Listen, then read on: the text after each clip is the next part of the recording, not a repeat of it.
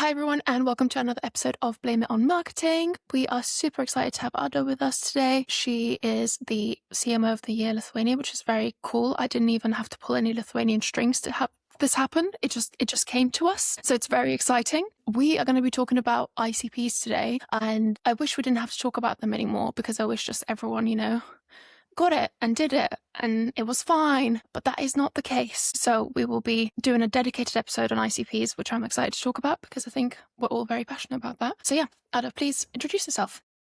So my name is Ada. I'm from Lithuania. Sounds like a dating profile. Anyway. Oh, no. So I've been in marketing in C-level positions for 15 years, though I'm 25 myself. So yeah, and I'm at the moment working for Norcurrent, which is the biggest Baltic mobile game company. We have about 800 million downloads, about 15 million monthly players. Super dynamic, super interesting, super lot of data. And overall, I worked in many different industries, from finance to aviation and different services. And at the moment, gaming is probably one of the most dynamic things I ever experienced. So when I used to say never boring, now I know what it means. I manifested it. Never boring. Excellent. I'm very excited to talk about ideal customer profiles in gaming. But before we do that, let's talk about marketing gossip, Ada. You can't come on this podcast unless you share with us something that you have royally fucked up. And if it did change your life, tell us how it changed your life. You might have just been like, I'm never talking about this ever again. Thanks, guys. No. It's actually, because, I got a sneak peek to this question. I was like, never, because I'm perfect. But yet, I was thinking actually what happened. It's not like a one-time thing. I was actually thinking the way my personality has been before, certainly when I was a young professional marketeer and very big ego driven, my opinion is the right one and everything. And then I had babies and I went on maternity leave. And you see, like ego kind of had been healed because nobody cares when you're out and there's no big opinions and your life kind of, becomes your life, and at work nobody cares. So it changed me a lot as a person. So I didn't kind of fuck up. I would say, kids are good. But it was very interesting. Kids on the fuck up, just to be clear. No, I do love my kids. Statement. Don't. Kids, mama loves you. No, I'm kidding. No, I mean, I love them. Because obviously they watch these. They're so into their marketing podcasts, right? They are. I'm raising the new generation. No, but I think overall the fuck up part is my young self, the way I had the attitude, the way I thought have to break the walls, the lack of, and of course, it did a kind of not horribly, but when I look back at myself, I'm like, oh, you young, stupid, arrogant girl. Oh, look at you. So that was one thing. But if you want something more practical, in my first job in Mindshare, I was working in London in a global media agency. I billed a client 1 million instead of £100,000. So that's sadly was corrected. I did not make that much money for the company. I wish I would, but it was a big drama. So here you go. Adding extra zero is just, it's very easy. It's easily done.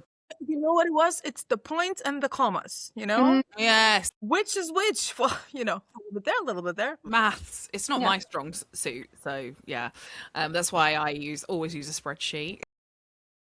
I mean, you can't say maths is not your strong suit and then use a spreadsheet. I don't think those two, if you don't do maths, you don't do spreadsheet. Yeah, maybe. I really like your sort of first part of your confession, Ada, because I think that is something that I think a lot of us grapple with, especially as we're getting older. And it sounds like you had kind of like quite a senior position, quite young. 22. 22. And so that is part of it, isn't it? You kind of feel like you've got to go in there and kick some doors down and punch some people in the face. And as you get a bit older, you're like, maybe I don't need to punch everyone in the face.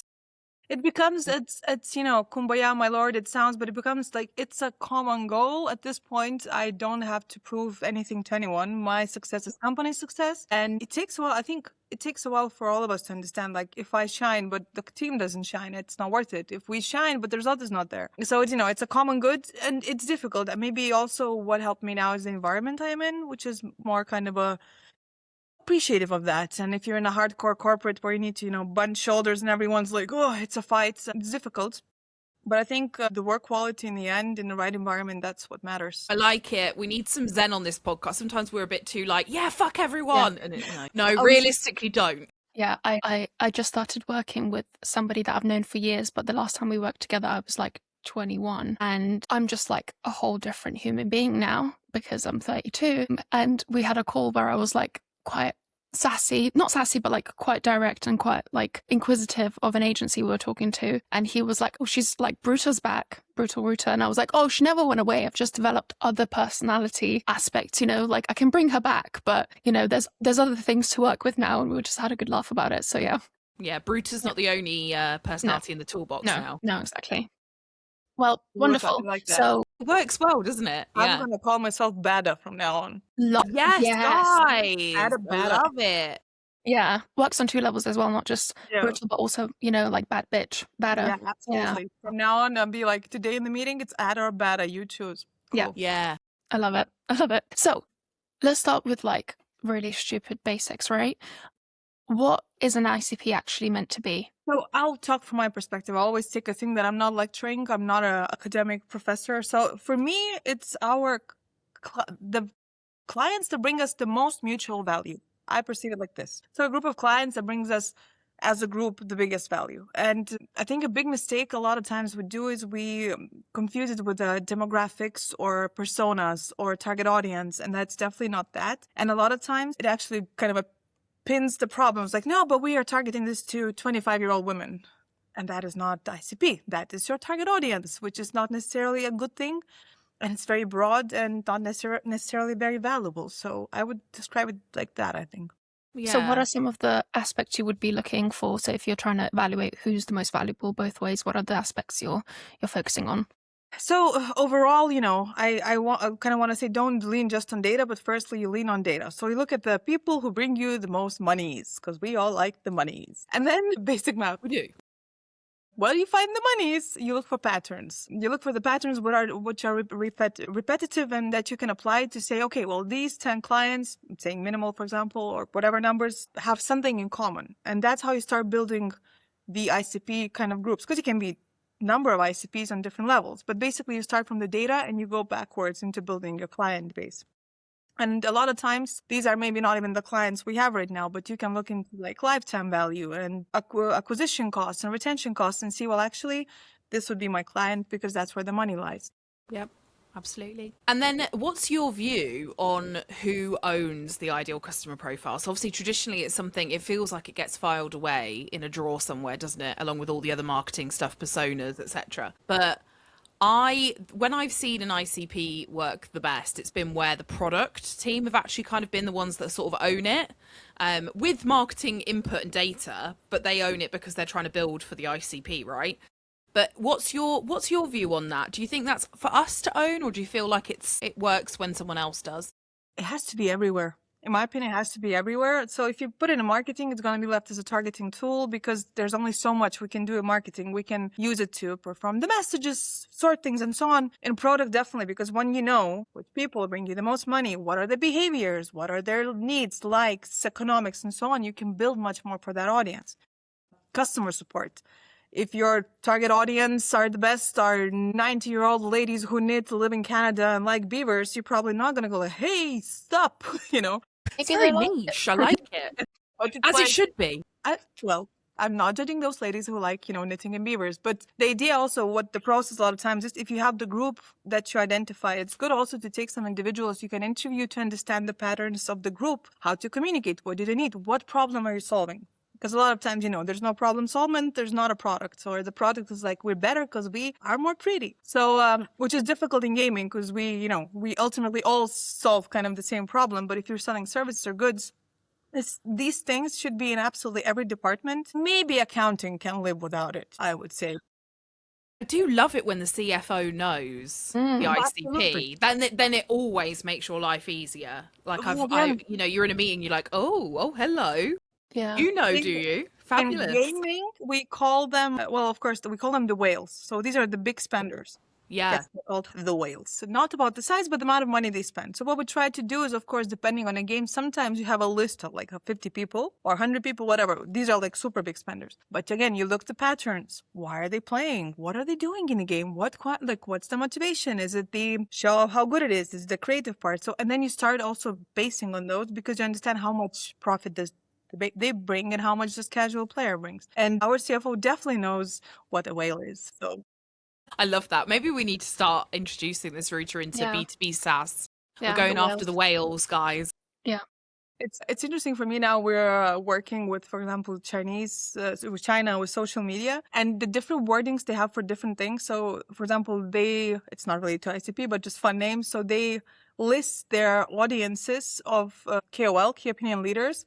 So there's the head, the ones who have the most following. There's the neck, there's the waist, there's the crown, there's the tail, and this is like depending on stuff. Yeah, because we go like micro, medium. Yeah.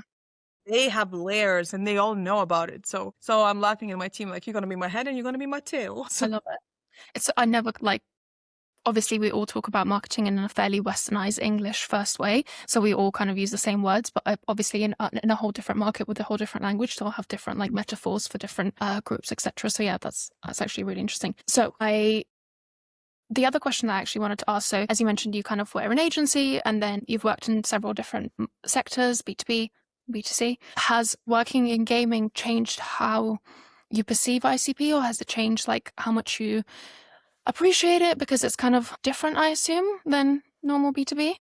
I think ICP overall is, at least in Lithuania at the moment, is not very much used at all. Okay. I think it's still baby steps. We have target audiences, and a good example, it's always easier to talk about others than ourselves. We had lunch with a head of communication for one of the biggest telecommunications company in Lithuania, and they're talking about their issues. And of course, me being stupid, I give them a lot of free advice because the coffee. But I'm like, because they have problems with customer service and the personalized offers, and I'm like, okay, but what's your client's LTV? Like, he's like, I'm not sure. I'm like, is it cheaper to retain? Is it cheaper to get new clients? Why are you pushing for new? He's like, I don't know. I'm like, so who's your good client? I'm like, you're just like, we've been pushed to have a lot of new clients, but you don't know what's the value in that financially. So I think overall, a lot of companies, and I worked in finance stuff, you look at what's your audience, again, demographically, where they live, what kind of basic need they might have, but you don't understand what's the money behind it. So in mobile gaming, it's an interesting thing because we track absolutely everything, Yeah. 1 day retention, 2 day retention activity. So absolutely everything. But the fun thing is that we track depersonalized, at least our company. So we don't know if you're a man or a woman. We only know the closest mobile internet tower next to your house. We don't even know where you live. So it's very depersonalized, but we track your behavior. And based on that, our success of the product, of our user acquisition is all based on your behavior. And then we see patterns of which we build the client. So for me, actually, probably it's the first company where we actually, even without fully understanding, we use ICP. Because it comes so naturally, you don't even go like, oh, this is ICP. Like, no, this is a whale. This is because you can create ICP based on behavior. For example, we have different types of monetization, people who are purchasing in the app and people who are playing and grinding hours by watching ads. And based on those, already have two groups of patterns and their behaviors and what they need. So one needs more advertising in the app so we can build more opportunities there. Another one needs no apps, needs subscriber models and so on. So even the product is built depending on that. So, but when we started talking about ICP, I was like, oh my God, do we do that? I'm like, because we don't go, with a flag, like ICP, and I'm like, of course, we just don't name it. So I think now it's the first company where we actually do it very kind of detailed and targeting for that and learning and building new products for that, and even taking that out to community management and what we're doing outside the game. I think that's what the learning here is for everyone else, is because you guys are doing it intrinsically because of the behavior of the people playing the games. And it would be good for people like in our industry to see it that way. Like there is, most tech in particular, because Ruta and I work predominantly with B2B tech, there is usage behavior, there are patterns, there are those things, but we never, I would almost go as far as say never use that in an ICP, like, because it sits with marketing and we so rarely get that usage information or even adoption behavior, all of that sort of stuff. But that is really the key, I think, if you're in tech. If you're not in tech, I think you said you don't get the data about adoption? Very rarely. It's like shit data. It's like conversion rates, which is not like behavior data. But that's the thing, is like, for me, I am a strong believer in the loop overall, and it's like marketing looping to the product. And the only way is like, because if you, again, now I understand much more when I'm in gaming, but like my user acquisition journey can impact the retention, because if I bring not the right ones, I can get you. I was laughing. You need clients? I'll give you 10,000 clients now. But are they gonna stay? Are they gonna purchase? Are they gonna adapt? So the fact that you don't get those? I'm shook. We really. that's a bad word. There's a lot of product teams in B2B tech that don't even look at the analytics themselves. They just build whatever the fuck they want to build. So like, yeah, they very rarely Yeah. even build for the target audience. Yeah. They kind of make a lot of assumptions about what people they think people want, Yeah. without really ever validating it. Like it's a bit like the Wild West. I always say also to my team who are like working, because we do like the amount of creatives and advertising, and we have like ridiculous amounts our actions we're testing out, and they're like, yeah, but doesn't like, I don't like it. I'm like, are you the client? You're not the No. user. We don't. It's the same problem. Like the basic example to any kind of B2B you're gonna be watching. We do TikTok. And it works for us. And last year was one of the most spending channels. The TikToks that work are ridiculous, but like just like bazonkas bad. Some of them are horrible. And some of our, management or others like, this is shit. I'm like, are you on TikTok? No. That's about that. That's about that. So it's the same. It's like you need to, like when you create product, in my opinion, when you do marketing, you think about message is not. And that's maybe another thing I learned for the stepping out of the bitch age. It's not me. I'm not the client. It's not for me. It's about what works in the end. And what works is based on numbers. And now in marketing, that's the pain point for me, that we can measure almost everything. We're going to send this episode to people later. Like, Yeah. I feel it. I can feel it. Just like, go watch this. Then Go talk watch to me. Don't talk to us. I actually think from now on, when we go into a new business Ruta, we should be like, oh, unless you've got usage data, I'm not going to work for you. Yeah. What's happening there, guys? What's going on?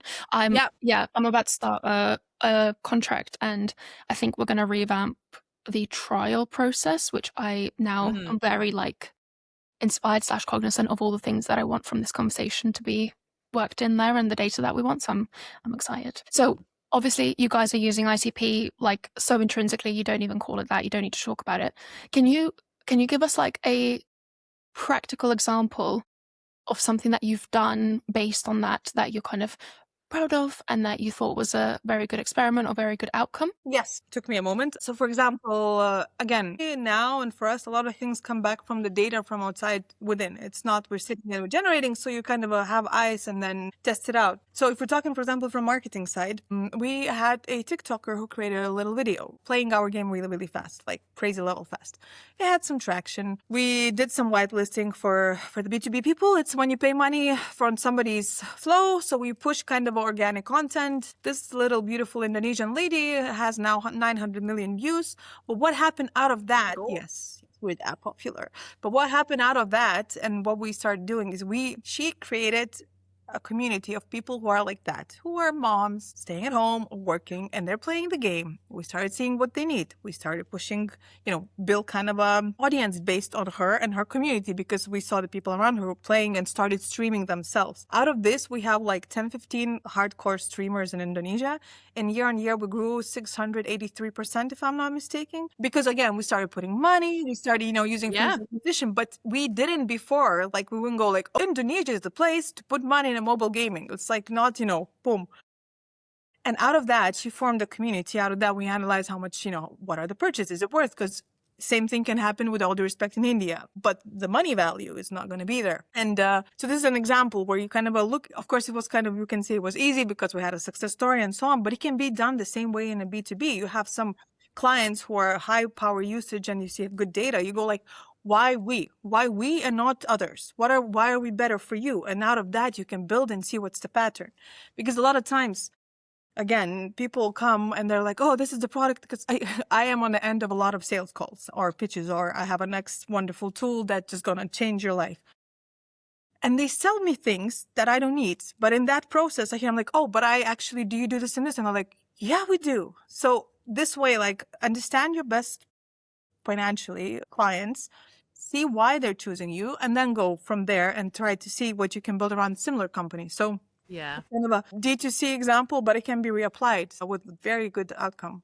I think that's a really interesting, also kind of, I don't want to say cautionary tale because it's a good thing, but sometimes you have data outliers when you're doing your thing, and it's very easy to just kind of plow on and do the thing that you plan to do and not look at these like little things that are happening that you might not notice before. And actually, this has ended up being a great geography for you guys and a great community for you guys. But if you didn't pay attention to that video that did well, but like it wasn't, amazing. Yeah, a lot of people would all ignore that, right? So like, talking about some of the things that people get wrong when it comes to an ideal customer profile is one of the big ones is they're like, I can sell this to anyone. Like, and I'm sure you must get that in gaming all the time. Like, everyone will play this game. And it's like, well, that's just not the reality. That's just not going to happen. We don't like we also know from like around social media and so support and stuff, we understand that, for example, our games are more female targeted and there's a different need. Like there's men more, again, don't go in, like not to go into stereotypes, but men, play more for strategy or kind of some kind of it's just different needs. We have also a lot of men playing, but the majority is females, and we definitely not everybody's going to play, not everyone's going to use, and no shoe fits everybody. And I know for me, the simple motivation in the end is always the P&L, and that's why I don't know when people are not thinking about it, because the amount of money, again, simple magic. So if we're putting 1 million euros into the global marketing, right? It puts little drops all over the place. But if you know that now has traction and that has value, you put the same amount of money in one, the return will be totally different. So for me, it's just simple, straight math. Yeah. I really wish more people would think like that. Yeah. And now you can buy my course. No, I'm kidding. No. We love that for you. We will push that for you if you need us to. Yeah. Yeah. Of course, yes. If you were going to start, so if you're working at a company that's already quite well established, there's maybe perhaps a little bit of reticence about ICPs, maybe there is that we could sell to everybody, and you're a marketer and you're listening to this and go, I just really want us to have an ICP. Where would you start? So we start with the boring part, the data. Identify where, sort by most income. Whoop. Yeah. You have the list of most income. And then I said, look for the patterns. Look for the patterns, whether it is, industry. I'm just ballparking now, but try to look about deeper, not only like demographics but just a little bit deeper. If it's for example, B2B software, what specifics of the tool are they using? How oftenly? What is the paid plan? Like, how many people work in the company? Which markets? And because you need to go into a bit of Nancy Drew detective thing is like, why are they paying most money here? Then ideally, because it's still a lot of human impact, you take a couple if you can, and you have a short talk and say, so why are you happy? Why do you choose not us? What are the benefits? What are the best things about us? What are the worst things? What would you like to change? And then based on that, you already have your first ICP. This is the most valuable. Same way you can do with a smaller income to understand what could you do to maybe grow it. But ideally, this is for sales and for marketing. Then which audience to approach, because you already have your group. You can select your markets. You can select your companies. You can select even the people. Even think about the logic. The simple thing, and I have worked with, again, many tools and SaaS and stuff. Are you selling to a company CEO or are you selling to some kind of manager? It's a different process. Was it a face-to-face sale? How did the sale happen?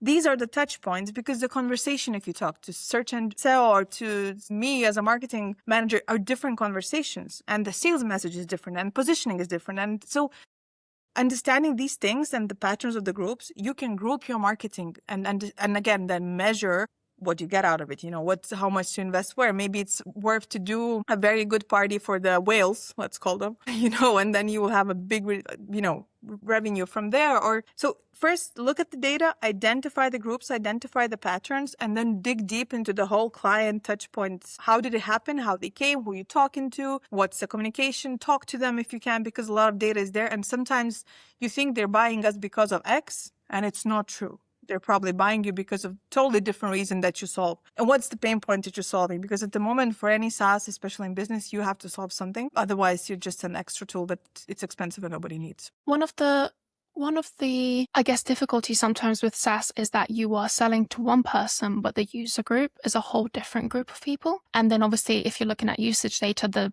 the two hopefully are split out, but you're going to have a lot more usage data typically than you are going to have buyer data. Have you had an experience, have you had a similar experience, and kind of what were your takeaways from both of those data sets? Well, we don't, because we, not a group thing. So at the moment, it's like the direct to consumer. But I think overall, well, if you're selling to one person, it's the first one to convince, right? But the retention is made on the group. So I would say, again, start with what's the main issue, and because when I do or train or help people to do sales, I go into Okay, you talking to us? Okay, who else are you talking to? And people always say, because they think you're gonna get a discount. No. It's like, no. And it's like, and what are the features? Why would you like them and not us? What's missing? What's, because the sale made again is the person. It can be like personal relationship. It can be some whatever points you tickle and that works for them. But the retention is in the group. So I think it's very important to get feedback from the group. Maybe that could be a system, You get these, but they're very annoying. The email, like, how do you like us, rate us, blah, blah, blah. Yeah.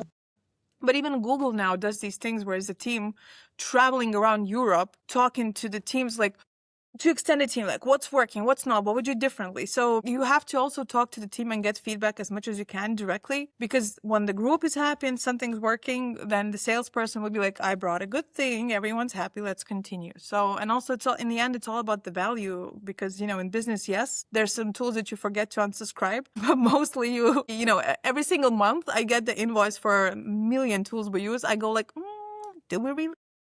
Is the team using? And actually, there's tools that I use, but my team is not. And because it's a team subscription, I cut them. I'm like, okay, so my team sees no value.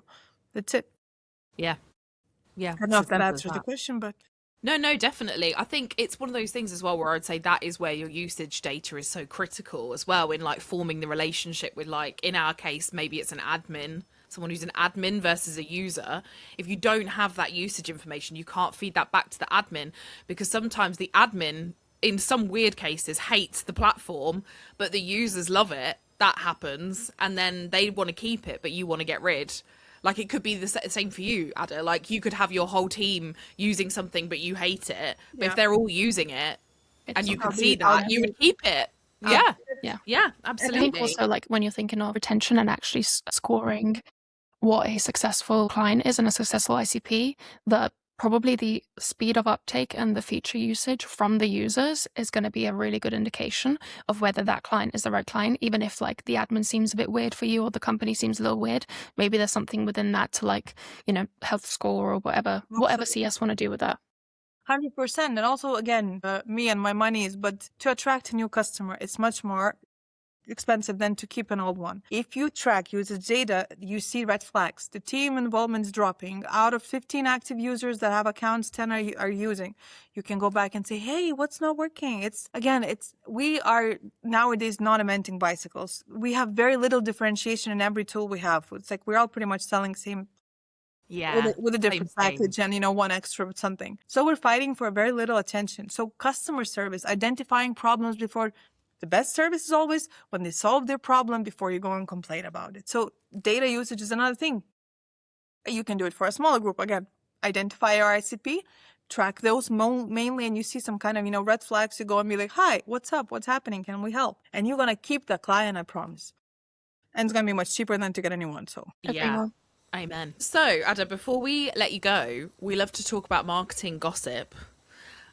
So have you got anything you want to share with us that you either hate or love that's happening in marketing right now?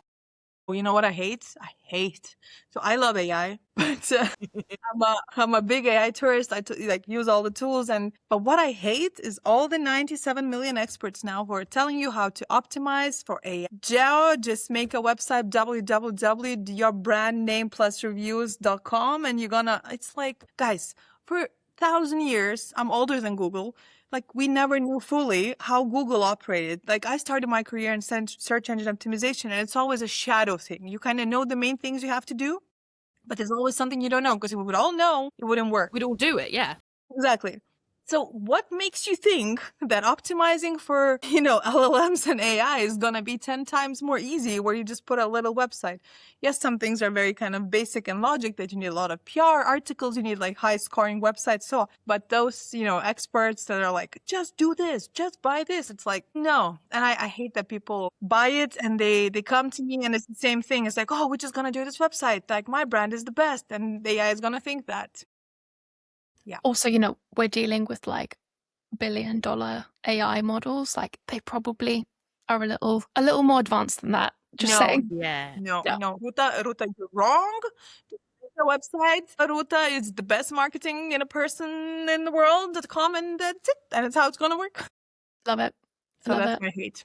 Love it. Yeah, couldn't agree more. Also, it is whenever there's a new thing, there's always, the market of people selling the expertise and the new thing that no one has expertise in. So yeah, I think this has happened for like everything in marketing, inbound, personal branding, whatever the take is in that What is moment. the thing now? What do they call it? All bound? Okay, that I Yeah. remember. And if we're talking about B2B, and that's my wishes to all the people selling, turn off the damn automatizations and automations for sales. Jesus Christ, that 10 emails when you don't answer and they just go, it's a rainy day, but let's talk. It's like, we know LinkedIn, you're just out, we know. And so that's another thing is like, I understand it's hard to sell but let's not target every 3 days on count, because if I didn't answer first 15 messages, it's not gonna change. Also, it's just that thing, isn't it, as well? It's like clearly not understanding your ICP. Therein lies the... I get the wildest, LinkedIn pictures of like, why did you think the message me about this? Or it'd be like, one of my first jobs after uni was in domains, and I still get pictures about domains till this day. And I'm like, babe, I haven't worked in domains for like 10 years. Like, this isn't for me. Absolutely. So that's another thing. Automation is great, but as with AI, with everything, you need a human touch and understanding. Because if you got, because then again, you become one of the mass. 10, 15 people every day spamming about something, and you're like, I'm not even going to look at you because I see what's happening. So, I mean, we could do a whole nother episode, couldn't we, about how that entire sales model is broken. And that's what I'm always talking about. Know your client to understand what are we going to solve. And that's it. You tell me, like, I see this and this expensive. I can do it faster and cheaper for you. Take my money. Take my money. Have all my money. I don't have much, but have all my money. Take it. Take what's left. Exactly.